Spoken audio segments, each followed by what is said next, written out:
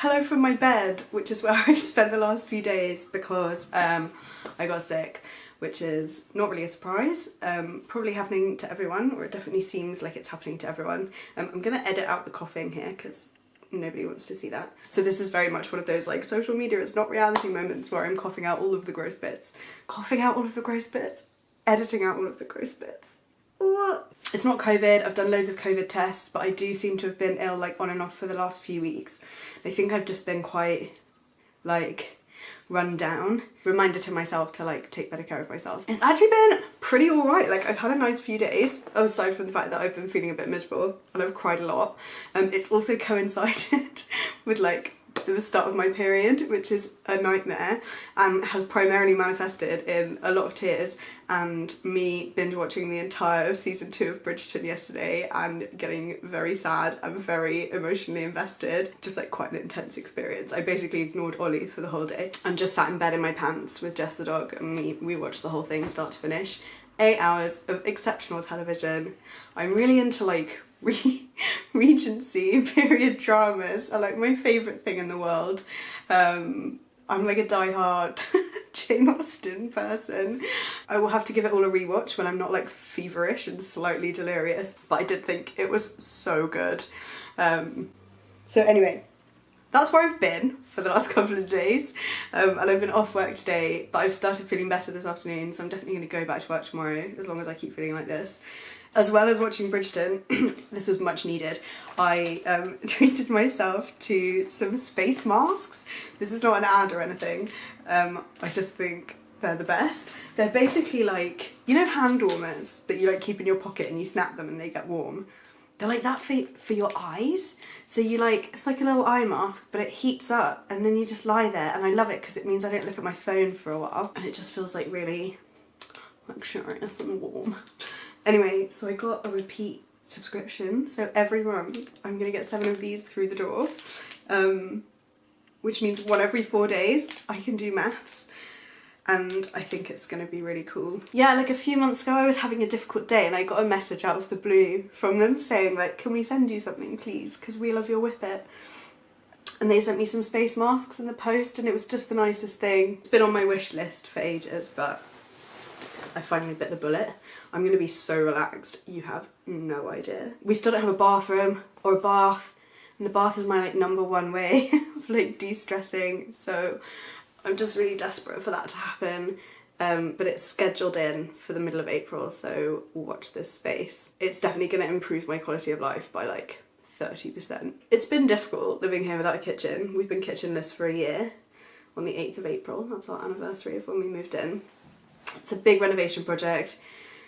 It's been very, very slow progress for like so many reasons. But I'm also surprised at how easy it's been and how much fun we've managed to have living in this way. Obviously like some bits of the house, like this room, are quite finished and have been a real labour of love. Like we've done everything we can ourselves, but some bits of the house don't exist. Yeah, we're having an extension put in so we can put a kitchen in, because this wasn't a house before, it was a business. And they came in and dug a hole in our garden about 8 weeks ago, and then we've had some issues with like materials basically and delays. And yeah, so that was 8 weeks ago and they've gone, and now our garden is just like a building site with a huge hole in it. Yeah, so we have to like supervise Jess the dog when she's going for a wee at night so she doesn't fall in this giant hole. There's a huge pile of sand which Jess like stomps all over and then immediately comes upstairs and gets into bed, so our bed is like full of sand in the evenings, and just our house like doesn't do the core things that you might need it to do. Anyway, felt so good to have a shower this afternoon. Feels really good to be able to talk. Like yesterday my voice completely went and that was less fun. But Jess has been loving it. She's been so excited that there's someone in bed all day. She does this thing where like she wants to go under the duvet, but she won't go under there unless I'm under there with her. Like she doesn't want to be under there on her own. I don't know what she thinks is going to happen. We're all going to leave and she's not going to notice, but like she gets quite anxious about it.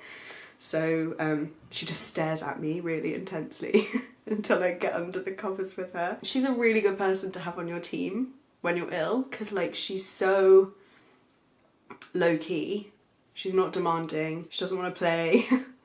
Like normally that makes me sad that she never plays, but when you're ill it's like kind of great. All you want is somebody to like snooze next to you. and that's what she did.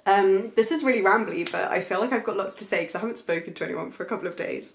And some really exciting things have happened in my life while I've just been like laying here in bed.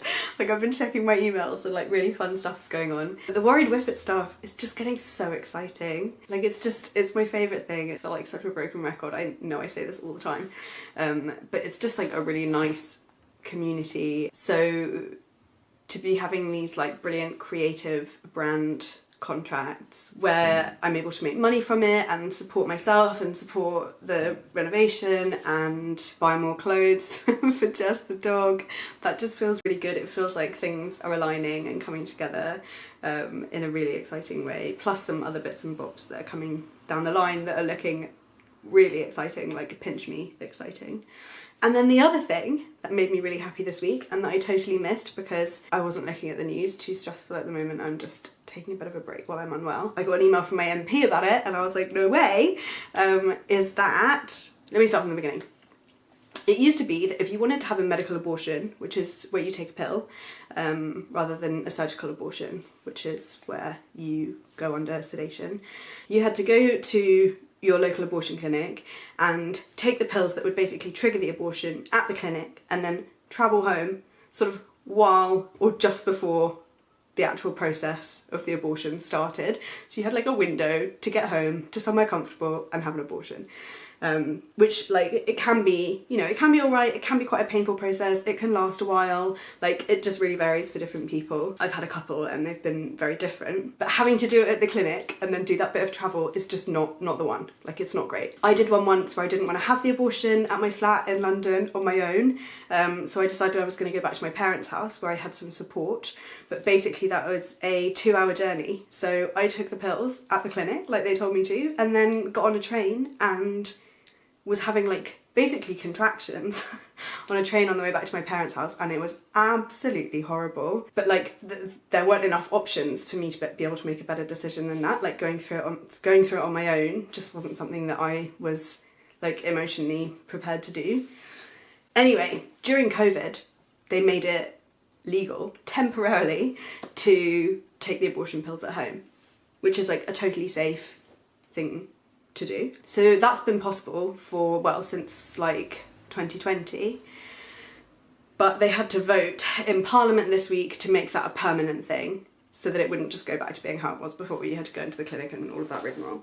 So yeah, the vote on that was this week and they voted to make it permanent, which is amazing. Just makes me really happy to think that like people have got more options. Like there are so many things that happen to you when you're going through that process that feel a bit like punishment. I don't know, it's just a bit archaic. So making that process easier and giving people more options when they're in that position is just like a really positive thing. Anyway, so there you go, that's the happiest thing that I've learnt today. Really chuffed about it. This is a onesie, by the way, that Ollie's wonderful mum Petra gave me for Christmas last year, only it wasn't really Christmas because of COVID, we didn't get to see each other till the summer, but I wore it resolutely for an entire day in May when it was like 25 degrees outside, but I was like, I love it too much. Anyway, here it is. I hope you appreciate that. So yesterday we were supposed to go to Tinton Abbey with Jess the dog and film like a really nice vlog for you all, but obviously that didn't happen because I just lay in bed with my eyes shut and stared at the ceiling / watched Bridgerton and cried. So hopefully that's something that we can do another time, and we'll be back next week with more of our like traditional content for you. And I haven't done a Wednesday Friends Day in a while, so I will try and do that next week as well. Lord knows I need it. Anyway, cool. It's been fun rambling at you. I hope you've enjoyed it as much as I have. Oh, I think I might be losing my tiny mind, and I'm definitely losing my voice again having done this. So yes, I'm gonna go now and edit out all of the coughs and post this on the internet, but it's been a joy as always. Peace out and find me on Instagram at human.jess. Bye.